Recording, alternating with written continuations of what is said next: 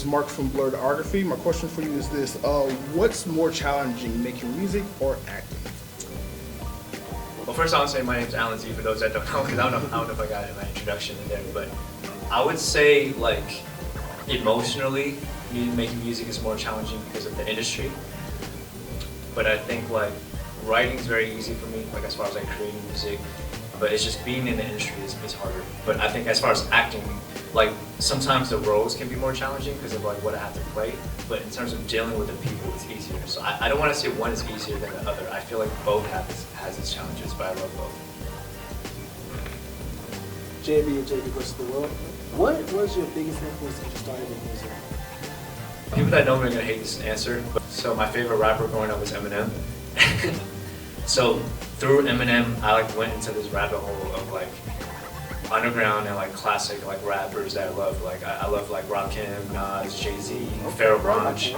Like I'm a rap nerd. So like I like Chino XL, Razcast, Tone Deaf. So like these guys are like lyrical monsters. Like that's what really inspired me to create. Also, I started singing because I wanted to get girls. So at 15 years old, I heard "Can't Help But Wait" by Trey Songz. I played that song like 100 times until I learned how to sing it. And then I found out about like Asian pop music, like Chinese ballads and stuff, and I started singing that. And I started developing like an R&B like voice for my, and I'd say like R&B and pop voice.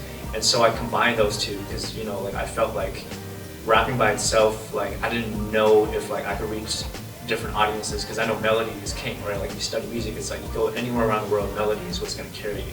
Yeah, I'd say like it went from just like this love of hip hop to love of music overall.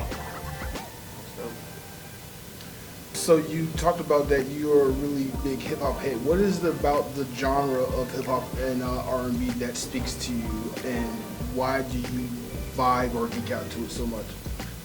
I think growing up, like it was really tough for me just because I was always in spaces where I'm like the only Asian kid, and because of that, I was bullied. I was always like the outcast, and I think hip hop especially was like the music for like the disenfranchised and people that were like the kind of like looked down upon. Like the idea of creating nothing from something like was what I was really drawn to. And I think like the artist had this like FU mentality that I think teenage Alan really resonated with. And even as an adult now, I think like the fact that like I think some of the best writing is in hip hop, I think that draws me into the culture. Like people don't realize like people study Shakespeare, but they need to study like Lupe Fiasco and like Nas, because like the way metaphors and like writing, that the English language is the best writing is in like lyricism and rap, and I think that draws me now as an adult. I'm glad you actually brought that up. Who's your favorite lyricist? Thank you. Words can't come out of my mouth today. And what's your favorite verse from the individual? I can't just say one. I mean, if I say one, I'm just gonna say Eminem. But like, okay.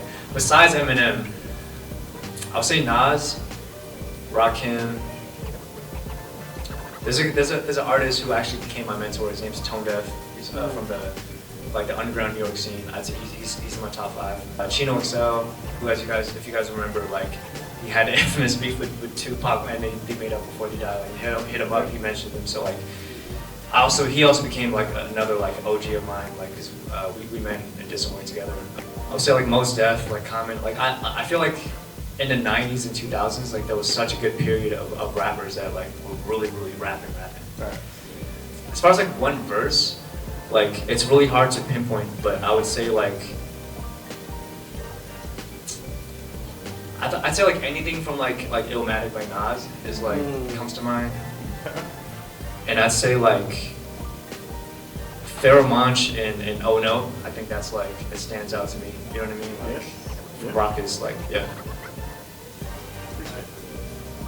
You being a true student of the game, I gotta know, just for fun. You ain't gotta go into super deep about it. I just gotta know who won Drake and Kendrick. Okay. No, I think that's an obvious answer. Also, I forgot to answer. Big Pun is another one. I think Big Pun's so underrated. I think like if you were to listen to Dream Shatterer, like you'd realize like how good he is. Okay, so Kendrick and Drake, I would say Kendrick won by far. mainly because he played chess. I think both of these guys are great lyricists and artists, but I think Kendrick out-Draked Drake. What I mean by that is like everything you think Drake would do, Kendrick did it, but at a higher level. So they were like, so people would be like, oh, well, Kendrick can't make a banger and make a diss song at the same time. He dropped Not Like Us. You know what I mean? Like they'll be like, oh, well, Drake is really good at like being personal and like, and Kendrick did Meet the Grams and broke down like his whole family structure. Like he knew, he mind-effed him. You know what I mean? And I think if you notice, he kind of trolled Drake a little bit because he had 16 in LA, and that's a very Drake-ish title. Like, you know what I'm saying? Like 2 a.m. and da-da-da. Like he did that just to mess with Drake's head. And I think like this is the first time we've ever seen Drake fumble. Because Drake was like, I saw him as like the Goliath that no David could take down. He was just so powerful, you know, as an entity. So yeah. In your opinion, with the advent of streaming, as far as with Spotify, Apple Music, is it more difficult for new artists to get on and get recognized versus, say, how the music industry used to work back in the day? I feel like it's such a hard question because like the artists I grew up listening to, like in the underground scene, like we still sold CDs and downloads and stuff like that, right? And I think I looked upon that and like, oh man, I wish I had that. But then it's like, that means you have to stand in the corner and like sell to people, like, and that's like, it's hard, right? I think like streaming is so oversaturated, and what sucks about this low barrier of entry is that you're competing against 1 million people or more of all artists. Like your grandmother could decide to rap tomorrow and she can just put it up on Spotify, and you're competing against her now for attention. I think because attention is currency now, I think like that makes it difficult, but I think if you have the ability to stand out or find a way to cut through the noise, then you have an avenue, because everyone in the world can listen to you at once because of the internet's distribution. Next question. You being in tune, just to follow up on that, you being in tune with the underground scene, what are, let's say, 5 artists that you know or you think deserve more shine than what they get because of all the noise that you mentioned?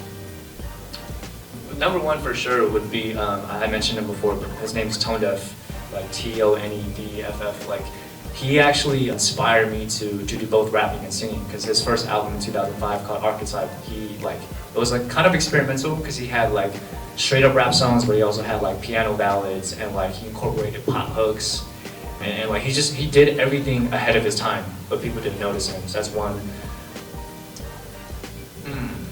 I mean, there's like so many groups. Like, I mean, like if you think about like Lil Brother, like they never got their shine. You know what I mean?